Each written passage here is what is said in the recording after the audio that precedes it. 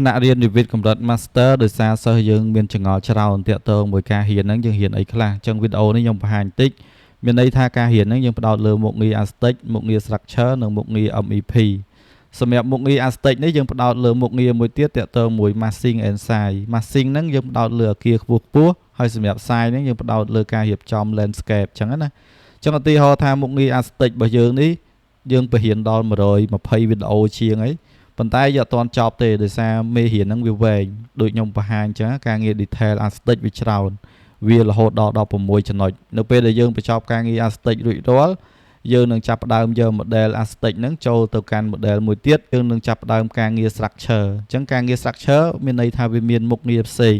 ប៉ុន្តែតកតងមួយមុខងារ Aztec នេះតកតងជាមួយនឹងការចងប៉ារ៉ាម៉េត្រឬក៏ការបង្កើត family ហ្នឹងគឺវាពិបាកជាងគេដោយសារមុខងារ Aztec គឺវាស្មុគស្មាញកាលណាយើងរៀនអស់នឹងយល់ហើយយើងចូលទៅកាន់មុខងារ structure ឬក៏ MEP ការបង្កើត family ឬក៏ចងប៉ារ៉ាម៉េត្រគឺងាយស្រួលទេដោយសារយើងយល់ពីមុខងារ Aztec ទៅមុនណាហើយសម្រាប់មុខងារមួយចំនួនទៀតមានន័យថាយើងគ្រាន់តែដោះមុខងារ Aztec ចេញទៅវានឹងចូលទៅកាន់មុខងារ structure auto ចឹងករណីរៀនគឺមានន័យថាវាតាក់កលាគ្នាពីមួយចំណុចទៅមួយចំណុចហើយខាងយើងព្យាយាមបញ្យល់សម្រាប់មុខងារបរិមាណនេះគឺយើងបរៀនអូតូទេ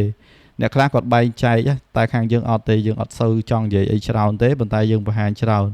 ហើយសម្រាប់អ្នកដែលគាត់ចង់រៀនផ្ទាល់ក៏ដូចជារៀនអនឡាញអាចស្វែងយល់ពីខាងយើងបានមានន័យថាអ្នកទាំងអស់គ្នាយល់ហើយចាំរៀនកុំឲ្យខាតពេលវេលារបស់អ្នកទាំងអស់គ្នាហើយសម្រាប់វីដេអូហ្នឹងគឺយើងមានប៉ុណ្ណឹង